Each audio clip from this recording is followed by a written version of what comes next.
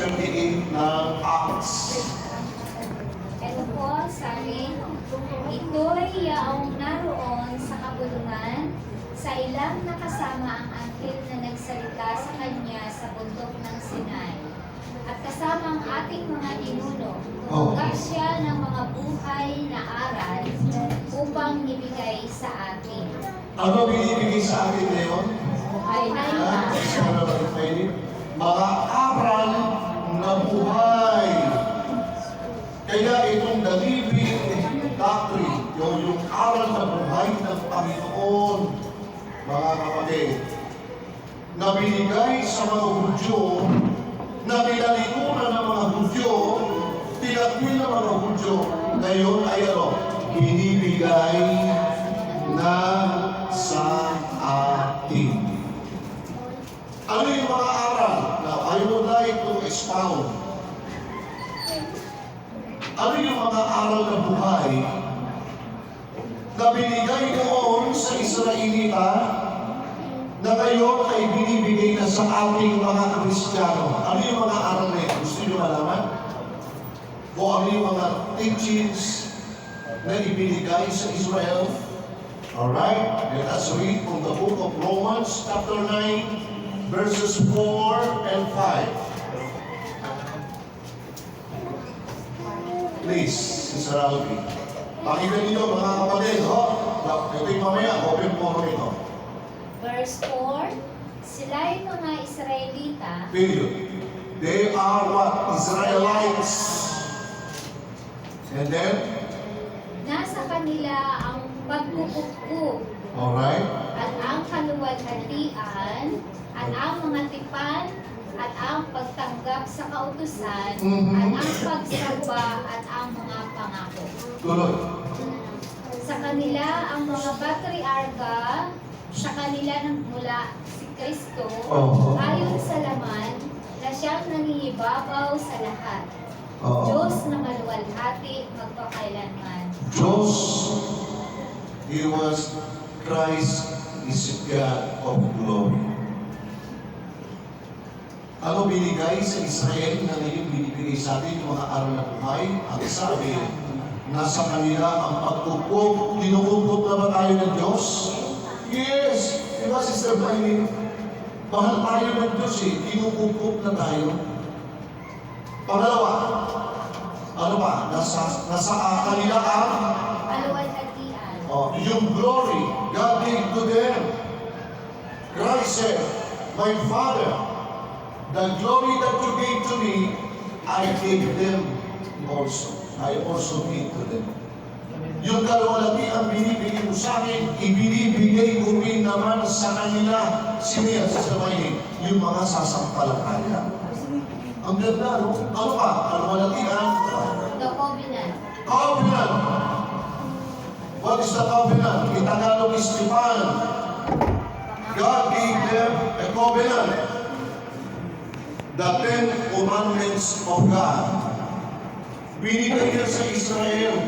Pero ang sabi ni Peter, na yung the 10 Commandments of God, the covenant of God, ay binibigay na kanino? Sa atin. Kaya yung batas ng Pilipinas, they are abide to the 10 Commandments of God. Thou shalt not kill. Thou shalt not commit murder in sin. Kaya sa Pilipinas, bawal pumatay. Saan nakasali yun? Sa 10 Commandments.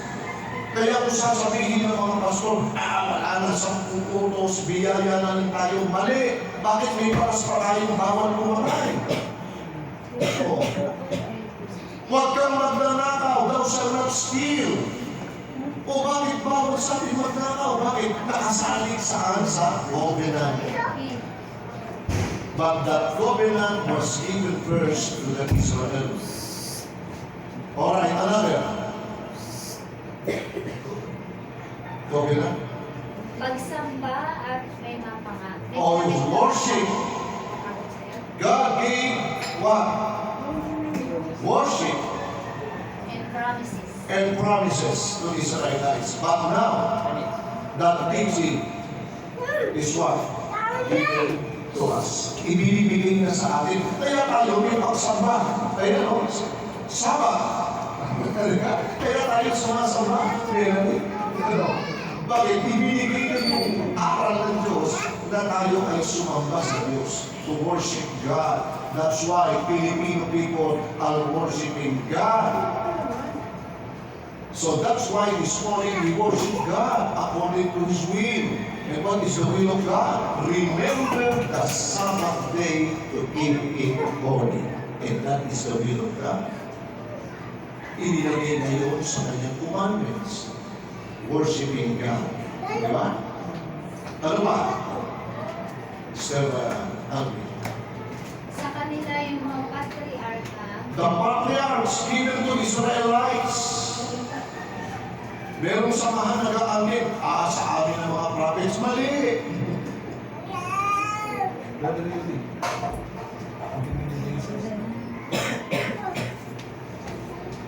Sa Israel, binigay ng mga prophets. Doon lang galing ang mga propeta ng Diyos. Walang ibang religiyon makakaumit. Nasa kami, ang aming mga propeta ay sa amin na galing. No! The prophets came from what?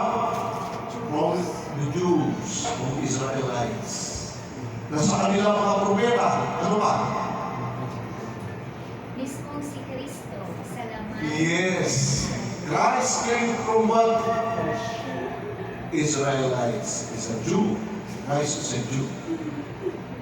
So yun po mga kaibigan, mga kapatid, ano? Ibinigay yung mga kaputusan sa kanila na ngayon ay binibigay sa atin. Alright. So, we will open the table for questions and answer. At meron po mga katanungan dito. Alam ko, Sister Joy, maraming katanungan. Kagabi, tinanong mo about the dreams sa panaginip. So, nalaman natin po ano yung panaginip na hindi galing sa Diyos at panaginip na galing sa Diyos. Alright. So you have another question? Wala ba? Sister Melanie. Alam ko, bakit may tanong ito eh. Maraming tanong ito si Melanie sa bahay nila.